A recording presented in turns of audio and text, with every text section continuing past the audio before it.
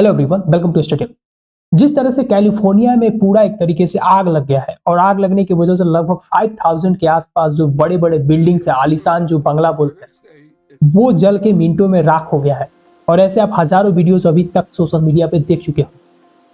इससे दोस्तों आपको ये अंदाजा लग गया होगा कि अमेरिका जैसे महाशक्ति जो दुनिया को आपस में लड़ाता है, दुनिया का जो भी इनह्यूमन काम है उसको फंड करता है, वो भी प्रकृति के सामने क्या है, लाचार है।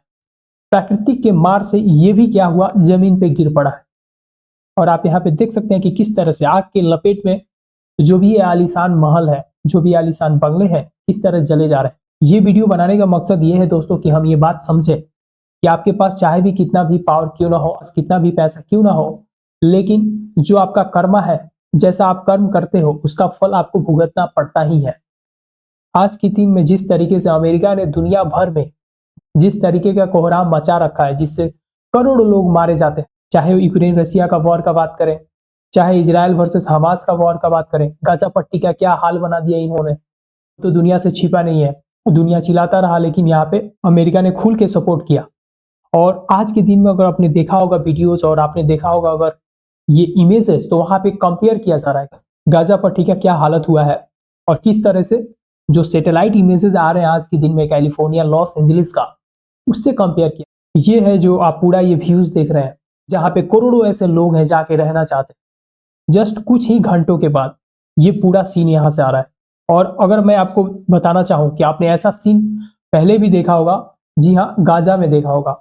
जो गाजा पट्टी है पूरा, वहां पे भी ऐसा आपको सीन देखने को मिला होगा। और इसी की वजह से पूरे नेटिजन्स जो है सोशल मीडिया पे ऐसे तस्वीर को शेयर कर रहे हैं और ये दिखाने की कोशिश कर रहे हैं कि जो अमेरिका का डिट्स है, अमेरिका का जो कर्मा है, जिस तरीके से दुनिया भर में उन्होंने वॉर को फंड्स किया है, वही अमेरिका आज बेबस हो गया है आग के सामने। हजारों हजार जो यहाँ पे गाड़ियां हैं, जो भी लग्जरियस गाड़ियां थी, वो जल के यहाँ पे राख हो गई। इससे पता ये चलता है कि आप कितना भी अमीर क्यों ना हो, आपके पास कितनी भी शक्ति क्यों ना हो, लेकिन जब प्रकृति की बात आती है तो वो किसी की भी नहीं सुनती है। वैसे यहाँ पे देखा जाए तो आपके मन में ये सवाल चल रहा होगा, ये तो समंदर के किनारे है, तो इसमें आग कैसे लग गया। तो देखिए दोस्तों, यहाँ पे क्या हुआ है कि जो पूरा ये जो शहर आप देख रहे हैं, यहाँ पे धीरे धीरे गर्मी की वजह से, हालांकि यहाँ पे क्लाइमेट चेंज के कारण क्या हुआ है, पूरा इसका वेदर जो है वही बदल चुका है। इस सीजन में यहाँ पे बर्फ हुआ करता था, लेकिन वो बर्फ गिरने का जो प्रोसेस था पूरा कंप्लीट रूप से बंद हो गया। यहाँ तक कि यहाँ पे बारिश होना भी बंद हो गया। और पिछले साल 2024 का अगर बात करें तो 2024 का अगर आप आंकड़ा उठा के देखेंगे तो 60% यहाँ पे सूखा था। और उस सूखा की वजह से क्या हुआ है, जो भी गर्म और शुष्क हवाएं हैं वो काफी तेजी से समंदर के तरफ बह रही थी। मतलब कहने का ये है, हवाएं इधर से जा रही थी समंदर के तरफ। और इसी के वजह से जब आग लगा तो जो हवाएं थी वो आग को बिल्कुल शहर में लेके आ गई। अगर हवा उल्टा चलता, अगर हवा समंदर से शहर के तरफ चलता, तो यहाँ पे क्या होता है कि चांसेस था कि जो भी हवाएं होती हैं, खास करके जब समुद्र से हवाएं शहर की तरफ आती है तो उसमें बहुत ज्यादा मॉइस्चर होता है, उसमें बहुत ज्यादा क्या होती है, नमी होती है। तो उस नमी की वजह से ये जो आग था वो थोड़ी देर के लिए ठहर जाता और बहुत हद तक ये जो पूरा नुकसान हुआ है वो सारा मंजर देखने को नहीं मिलता।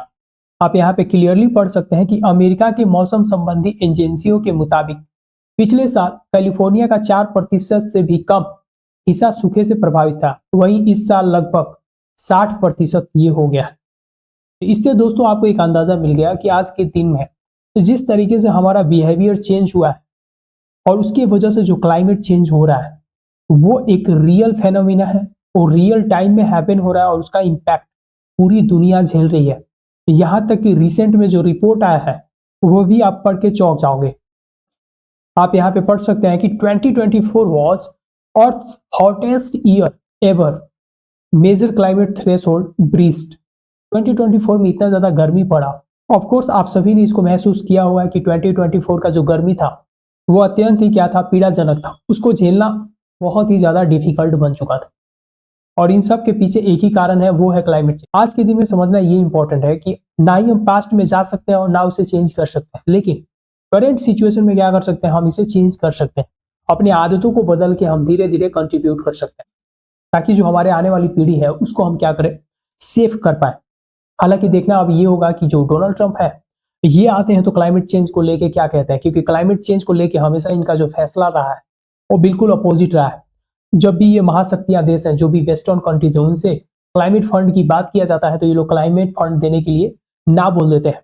प्राइवेट कंपनीज को फिर से क्या करते हैं, मजबूर करते हैं कि वो लोग फंड करें। जबकि अगर देखा जाए दोस्तों तो ये जो महाशक्तियां हैं, इन्हीं के कारण ये जो पूरा बड़ा सा चेंज हुआ है क्लाइमेट में, ये उसके बहुत बड़े जिम्मेवार है। क्योंकि इन्हीं का जो इंफ्रास्ट्रक्चर था, जिसको एनर्जी की बहुत सख्त जरूरत थी, तो इन्होंने क्या किया, जो भी कोयले हैं, जो भी पेट्रोलियम है, उसको जला जला के इंफ्रास्ट्रक्चर खड़ा किया। उसको जला जला के इन्होंने अपने मशीनों को क्या किया, रन किया। और आज के दिन में भी ये लोग क्या कहते हैं कि हम कार्बन टैक्स लगाएंगे। जब इनकी बारी आई तो इन्होंने क्या किया, सब कुछ जला जला के अपने आप को आगे कर लिया। और जब डेवलपिंग कंट्रीज है, जैसे इंडिया हो गया, साउथ ग्लोबल हो गए, उनके टाइम में इन्होंने क्या बोला कि हम लगा देंगे कार्बन टैक्स। कार्बन टैक्स का मतलब ये होता है कि अगर आप कोई भी सामान बनाते हैं और उसमें अगर आप फॉसिल फ्यूल का यूज करते हैं as a source of energy, तो फिर वो जो सामान यूरोपियन यूनियन में जाएगा या वेस्टर्न कंट्रीज में जाएगा, तो उस पर वो लोग क्या करेंगे, एडिशनल टैक्स लेंगे, जिसका नाम है कार्बन टैक्स। मतलब पहले से जो इंपोर्ट ड्यूटी लग रहा था वो तो ठीक है, उसके एक्स्ट्रा में ये लोग कार्बन टैक्स भी आपसे लेंगे, ताकि आपका जो आइटम है वहां पे क्या हो जाएगा, महंगा हो जाएगा। और जब आपका आइटम वहां पे महंगा हो जाएगा तो उससे क्या होगा दोस्तों, आपकी जो कंपनी है वो बंद हो जाएगी, सामान ही नहीं बिकेगा उसका। तो जब सामान नहीं बिकेगा, आप ग्रो तो ऐसे भी नहीं करने वाले हो।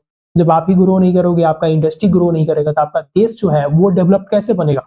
तो पूरा देखा जाए तो इनका जो वेस्टर्न कंट्रीज है, उनका जो ये पूरा माइंडसेट है कि हमेशा से हम क्या करें, दुनिया पे हमारा ही राज हो, हमारा ही बोलबाला हो, इसके वजह से दुनिया बहुत ही ज्यादा हेवी प्राइस पे कर रहा है। बिलियंस ऑफ डॉलर लगाते हैं, वॉर को फंड करते हैं, मिलियंस लोग मारे जाते हैं, मिडिल ईस्ट का पूरा सिचुएशन खराब है इन लोगों के वजह से। रसिया यूक्रेन आपस में लड़ रहे हैं बिना मतलब के। और अभी भी इस कंट्री का जो प्रेसिडेंट है वो क्या बोलता है, मेक अमेरिका ग्रेट अगेन। और अमेरिका ग्रेट कैसे बनेगा, कनाडा को, ग्रीनलैंड को, पनामा कैनाल को आपस में मिला के। और ये जो पूरा ग्रीडनेस और ये पूरा जो लालच है, इसके वजह से बाकी जो कंट्री है वो भी इंकरेज हो रही है।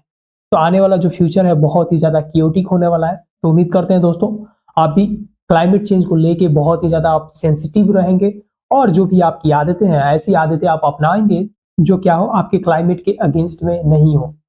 सो this is it from my side, see you in the next video, thank you.